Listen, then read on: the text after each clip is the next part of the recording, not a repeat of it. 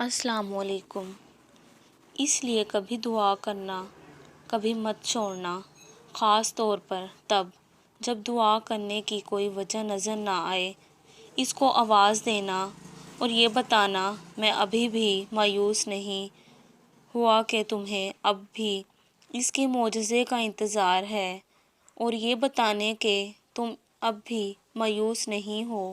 جو اللہ سے رابطے نہیں توڑتے، اللہ بھی پھر ان سے وابستہ رابطوں کو ٹوٹنے نہیں دیتا۔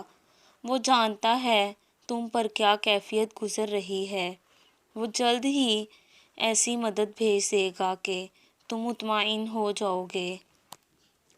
اللہ تو انکہی دعائیں بھی جانتا ہے، لیکن اسے پسند ہے جب تم خود اس سے مانگتے ہو۔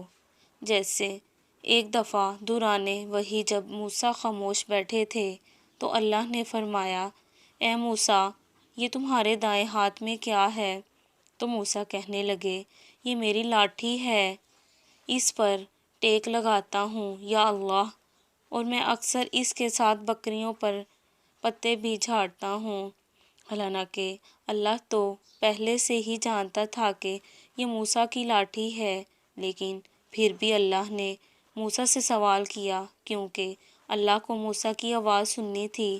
اللہ کو جواب پہلے سے ہی معلوم تھا، لیکن اللہ کو یہ جواب موسیٰ سے سننا تھا۔ اللہ جانتا ہے تمہارے دل میں کیا ہے، لیکن اسے پسند ہے کہ تم خود اسے یہ بتاؤ، اور پھر وہ معجزے کرتا ہے جسے اس نے موسیٰ کے لیے کیا تھا۔